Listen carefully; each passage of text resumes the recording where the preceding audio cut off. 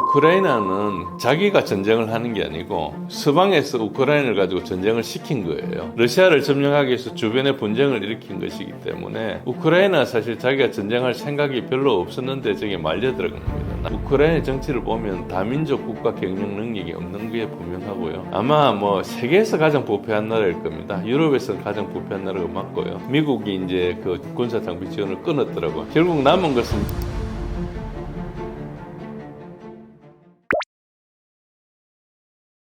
일단 이 전쟁에 자기가 전쟁을 한 게 아니고 사실은요. 이제 서방이 러시아를 이제 전쟁에 끌어들여서 전쟁을 하다 보니까 이제 굉장히 경제가 힘들면은 그 다음에 정권 교체를 하겠다는 것입니다. 그래서 지난번에도 한번 설명드린 적이 있는데 기본적으로 천연가스와 석유 수출에만 의존하는 경제이기 때문에 굉장히 취약하다 생각인 겁니다. 그래서 경제가 무너지면은 러시아 내에서 반대를 고무하고 그래서 결국은 이제 정권을 바꾼다 이런 것이죠. 그래서 우크라이나는 자기가 전쟁을 하는 게 아니고 계속 서방에서 우크라이나를 가지고 전쟁을 시킨 거예요. 그러니까 이제 우크라이나는 저게 왜 가능했는가 하니까 우크라이나는 1991년 독립하기 이전에는 한 번도 국가 경험이 없었습니다. 국가 경험이 잠시 있었는데 한 뭐 몇 달 있다가 말고 뭐 이런 식이었어요. 그리고 그 국가가 우크라이나라는 나라가 독립운동을 했던 것은 과거 폴란드 땅에서 했습니다. 지금은 이제 서부 우크라이나가 돼 있는데요. 그 갈라치아 지방이나 이런 데들이. 그런데 거기에서 19세기 민족주의의 이제 발흥에 힘입어 가지고 독립을 추진했던 세력들이 이제 폴란드부터 독립하겠다 이런 것이에요. 그때 당시에는. 그런데 그 19세기 후반에 굉장히 이제 그 뭐 여러 가지 이제 인종 간의 문제가 있었죠. 러시아 제국에서도 포그롬이라고 해가지고 과거 이제 2차 대전 때 홀로코스트 그 정도 규모는 아니지만은 상당한 규모로 유대인 학살을 한 적이 있습니다. 그래서 그런 부분에 대한 아시케나지 유대인들의 반감도 있고 그런데 이렇게 저렇게 하던 중에서 이제 1차 대전도 있고 2차 대전도 있고 그 사이에 이제 소련이 적백 전쟁을 하지 않습니까? 소련이 이제 1917년도에 혁명이 일어나면서 이제 그래 전쟁을 하는 과정에서 이제 소수민족이었던 우크라이나를 이제 끌어안아요. 레닌이 끌어안고 하다가 이제 전쟁이 끝나고 나라가 정착되면서 이제 독립을 요구하니까 독립을 하지 말고 너나 나나 뭐 벨라루스나 이런 나라들이 전부 스스로 하나의 SSR 소비에트 소셜리스트 리퍼블릭을 만들어 가지고 그거를 묶어서 이제 유나이티드 소비에트 소셜리스트 리퍼블릭으로 만든 겁니다. 그걸 이제 우리가 소련이라 그러죠. 그러니까 이제 러시아 SSR이나 우크라이나 SSR이나 기본적으로 동등한 조건으로 들어간 거예요. 그렇게 이제 가서 이제 그 USSR이 되죠. 그러다가 뭐 그 중에서 예를 들어서 뭐 우크라이나 출신이 소련의 서기장도 하고 이런 일도 있고 뭐 여러 가지 있었습니다. 그러니까 이제 뭐 잘 지내고 있었는 거죠. 어째 보면은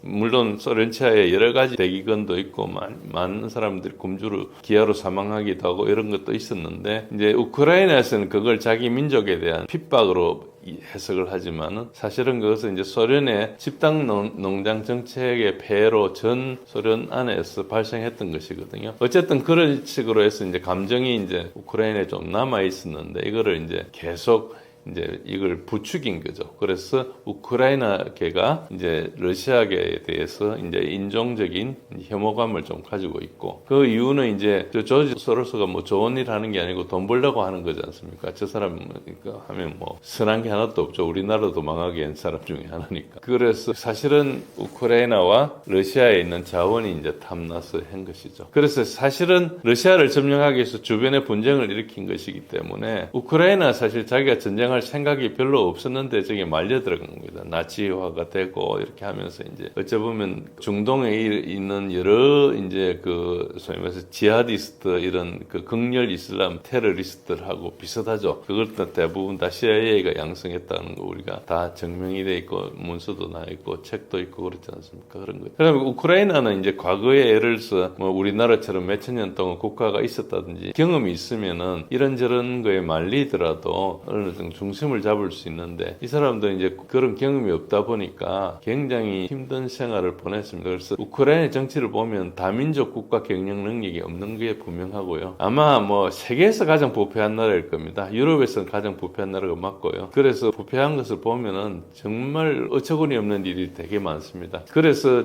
제 생각엔 차라리 폴란드, 헝가리, 러시아가 이렇게 우크라이나를 분리하는 게 더 나을지도 모릅니다. 우크라이나 국민들로 보면은. 그래서 이제 우크라이나가 만약에 대리인으로서 전쟁을 하지 않고 자기가 생존하겠다 이렇게 생각하면은 사실은 전쟁을 하면 안 되는 거죠. 그렇지만은 지금 현재 상태에서 젤렌스키 정권이 계속 이제 자기 정권을 유지하며 살아가려면은 미국을 전쟁에 끌어들여야 되는데 미국은 그게 불가합니다.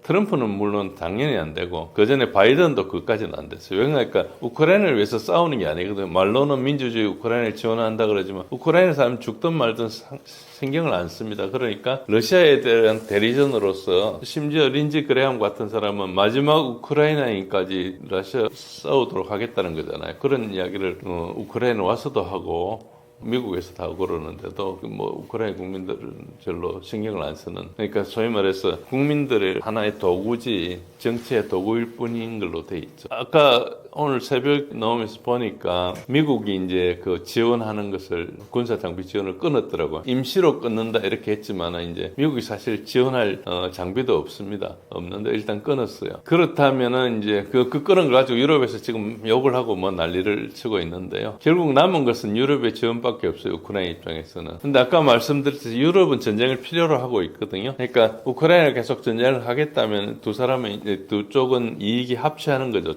젤렌스키 정권하고 유럽의 정권을 하는 거고 국민들은 다 반대하는 그런 상황이 돼 있죠. 그런데 전쟁 능력으로 보면 유럽이 미국을 대신할 수 없습니다. 미국이 지금은 물자만 끊었지만 언젠가는 정보도 끊을 그 상황이 오면 이제 끝난다고 봐야 되는 거죠. 아직까지도 뭐 스타링크 이런 거 다 이용하고 있지 않습니까? 그래서 이제 그런 것까지 어떻게 갈지 모르지만 지금 벌써 이제 끊었다는 것은 단계적으로 끊는다는 것이고 여러 가지 화려한 수사와 여기저기 노력이 있었지만 트럼프는 자기 정권이 들어선 다음에 한 번도 지원 안 해줬어요. 과거에 바이든 정부 때 국회에서 승인한 것을 자기가 국회에서 결의한 것을 그 다음에 이제 사인한 것이 있어도 대부분 하지 않았습니다. 그래서 결국은 미국이 끊는 것은 거의 확실하고요. 그러다 보니까 우크라이나가 지금 생존하기 상당히 곤란하고 결국은 유럽의 하수인으로 역할밖에 없는데 결국은 저게 이제 항복을 하거나 항복을 하지 않는다면은 이제 유럽이 시키는 대로 해서 정권을 연장할 겁니다. 그래서 이제 더티워를 수행하겠다 이런 식으로 가고 있습니다. 예, 더티워라는 것은 이제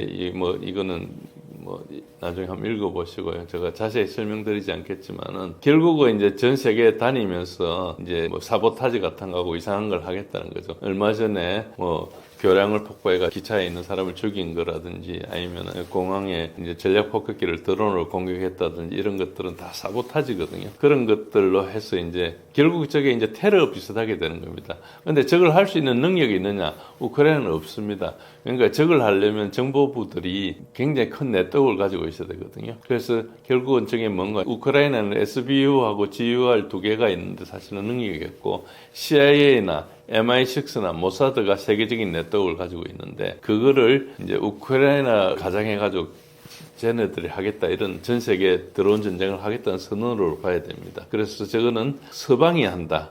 그렇게 봐야 되고요. 푸틴은 대테러 전쟁으로 대체해야 되는 상황으로 지금 치닫고 있다 이렇게 보시면 됩니다. 우크라이나하고 러시아는 둘 다 식량과 에너지를 수출하는 국가입니다. 우크라이나는 유럽의 빵바스켓이라고 할 정도로 굉장히 그게 많았죠. 그런데 지금은 전국토가 전장화가 돼가지고 상당히 힘듭니다. 그렇지만 그래도 일정 부분 수출하고 있고 그 수출을 이제 주로 이제 밀 같은 것들은 대부분 북아프리카에 수출하거든요. 이집트 같은 데가 이제 식량이 부족하니까 그러다 보니까 이제 오데사 항을 통해서 이렇게 가는 흑해 수송항에 대해서 뭐 그걸 개방하느니 마느니 이런 이야기들이 전쟁 중에서 계속 있었습니다. 생산량은 좀 줄어들었지만 대부분 이제 큰 문제는 없고 식량은 아직까지 크게 문제가 없는 것 같습니다. 이제 에너지 값도 전쟁 때 한참 올랐다가 지금은 좀 떨어져 있거든요. 그러니까 이제 러시아 에너지는 이란 에너지와 좀 다릅니다. 러시아는 뭐 에너지 수송로가 막혀서 에너지 값이 오르고 이런 것이 아니고 유럽에서 안 사기 때문에 소위 말해서 유럽이 다른 나라를 통해서 사야 되는 그러니까 고비용이 됐던 거죠. 특히 이제 미국이나 중동에서 많이 사야 되는 것이죠. 그런 상황이고요. 그래서 이제 러우전 때문에 에너지 시장 파장은 일단락된 걸로 일단 보고 있고, 만약에 유럽과 나토와 다시 전쟁을 하거나 하게 되면 좀 달라지는 양상이겠죠. 그리고 식량은 크게 영향이 없는 걸로 아직 보입니다. 뭐 브라질이나 이런 데도 있고 하니까, 미국도 있고 여러 가지 이제 있고, 러시아도 또 식량을 많이 수출하고 하니까 식량 관계없고, 에너지 시장은 이제 전쟁 초기 한 몇 년간 되게 높았는데 지금은 이제 떨어지고 있고, 또 유럽에서 제재를 하면서 러시아 석유를 어떤 식으로도 들어오는데 그 캡을 씌우겠다 이렇게 하고 있기 때문에 뭐 그게 통할지 안 통할지 모르지만 그게 영향이 없을 것 같습니다. 예, 뭐 러우전도 그렇고, 그리고 이스라엘 이란 전쟁도 그렇고, 여러분들이 어떤 소식을 접하고 어떤 식으로 보고 계신지 모르지만 제 나름대로 이제 설명을 드렸습니다. 부족할 수 있죠, 당연히. 그렇지만은 지금 이 복잡한 현상을 이해하기 위해서 진실을 알려면은 노력이 필요하거든요. 그래서 그냥 흘려 듣지 마시고 조금 더 진실에 접근하고 싶으신 분들은 이제 제 말씀을 참고하셔서 그리고 뭐 이렇게 보시면 도움이 되고요. 저는 이제 진제일의 군사력 이야기라는 블로그에서 본래 군사력 상황을 좀 설명하기 위해서 했습니다. 러우전을 벌어지는 걸 보고 그걸 군사적으로 너무 곡해하는 언론 보도를 보고 이제 제가 파기를 시작했는데, 이제 이스라엘이나 이런 것들도 이제 지금 국가 행위자로 설명이 좀 제한이 되거든요. 그래서 제가 말씀드린 내용을 포함해서 조금 다양한 심도 깊은 분석을 하면은 좀 알 수 있지 않나 이렇게 생각합니다. 제가 제 블로그에서 조금 구체적이고 깊은 이야기를 하기도 합니다. 시간이 없어서 자주 이렇게 글을 올리지는 못하는데, 어쨌든 오셔서 같이 보시고 논의도 하시고 같이 공부도 하시고 의견도 주시고 하면은 제가 발제하면 토론하는 그런 기분으로 하시면 서로 복잡한 걸 이해하는 데 도움이 되지 않을까 생각합니다. 장시간 들어주셔서 감사합니다.